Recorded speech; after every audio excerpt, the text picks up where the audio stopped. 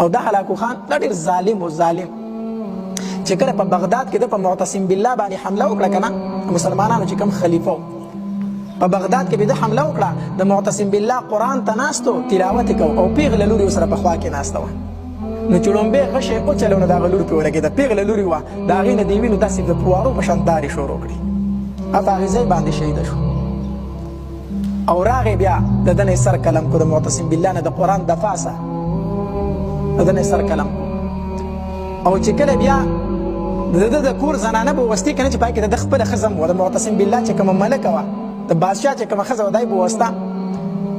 نو دې ظالمانو به د مسلمانانو ښځې ګرفتارې کړي وینځې به یې ترې جوړې کړی بیا به یې د هغې عزتونه هم خرابول نو چې کله دا به وسته که نه نو د معتصم بالله دې ښځې خپلې وینځې ته په غوږ کې یوه خبره وکړه نو هغې وینځې ورته وي ټیک ده ټیک ده نو چې هغې ورته وي ټیک ده سر یې وړکو که نه نو دا خوشحاله شوه خوشحاله شوه اوس چا ته پته نه لګي چې دوی څه خبرې وکړې چې کله دوی د دې هلاکو خان عدالت ته حاضرې کړي او هغه ناست دی دوی ورته مخامخ ودرولې چې مخامخ یې ورته ودرولې د هغه د کور زنانه هم وې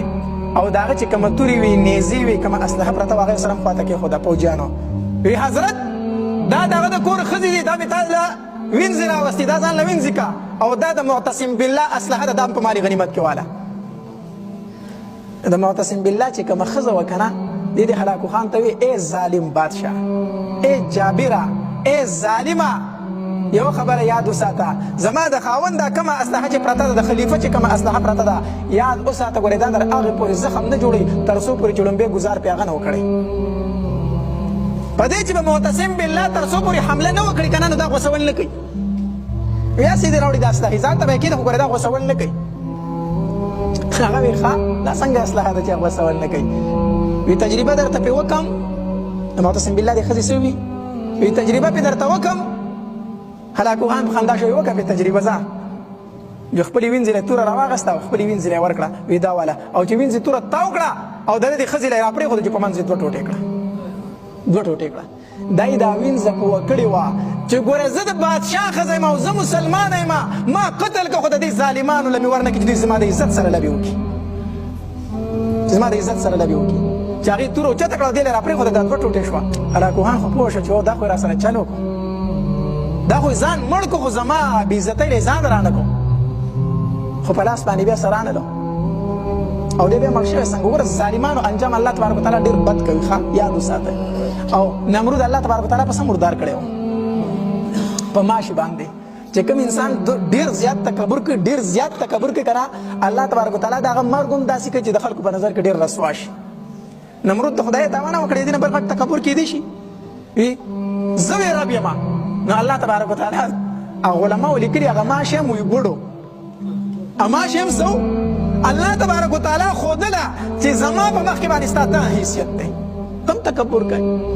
هغه ماشی هم علماء لیکلي ګوډو مزغو ته یې ننوته او بس یې سر راوس وخی نو دا هلاکو خان چې دی که نه د ده سره مسلمانان قیدیان و قیدیان نو ده ځان له راویستلو خپل فوج ورسره دی او دی د خپل فوج نه مخکې ناست دی په اس باندې د مسلمانانو 3 صفونه یې ځان ته روغ کړه داسې 3 صفونه او د ده چې کوم جلادانو که نه سرونه چې به یې د خلکو نه والو هغه ټول روغوښتل زه به درته ګورم د یو نه سر وښی د مسلمانانو 3 صفونه یې ځان ته جوړ کړو نو د ده چې کوم جلادانو هغه شروع شو د یو مسلمان نه به یې سر و په صفونو باندې شروع شو غړومبي صف یې شروع وکړه نو په دې کې یو بوډا سپین ږیری و د مسلمانانو په صف کې یو بوډا سپین ږیری و نو چې دوی په ړومبي صف شروع کړه که نه نو هغه غلی غونته د ړومبي صف نه دویم صف ته شاته شو او دوی لګیا دي د مسلمانانو سرونه ویې دا ویني دا وی ملک تک سور دی چې ړومبی صف ختم شو په دویم صف باندې شروع کړه د مسلمانانو اوس هلاکو خان چې دی که نه د ده نظر اوس په دې بوډا باندې دی په دې سپین ږیري باندې دی چې د ړومبي صف نه خو دویم ته وتښتېد خو جوړ کې دی څه کې د مرګ نه څومره یېرېږي چې کله په دویم صف هغې شروع کړه که نه نو چې ده ته رارسېده نو دی غیر دریم صف ته شو اوس دریم خو آخري صف و که نه نو چې دویم ختم شو که نه نو په دریم صف یې شروع کړه په سوونو مسلمانان یې شهیدان کړو نو چې په دریم صف یې شروع کړه نو چې ده ته جلاد رانږدې شو په دې توره واړوله هلاکو خان په اس ناست دی چغې ووله ویې بس ودرېږه ګزار ونه کړي چې هغه ودرېدو وی دا بوډا ماله راوغواړه لږ بوډا یې راوغوښتو وی ما تا ته خیال دی د ړومبي صف نه دویم ته وتښتېدې د مرګ نه ویرېدې د دویم نه دریم ته وتښتېدې ای بوډا وایه راته چې اوس په چېرته تښتې د دریم نه خو شاته بل صف نشته نو اوس په چېرته تښتې تا به اوس زما نه څوک بچ کوي دا راته ووایه د هغې سپینګري د خولې نه ورته ووتل وی الله څوک به نه بچ کوي الله دا لفظ الله نه دی دا ډېر دروند لفظ دی دا تر کافر په مخکې وویته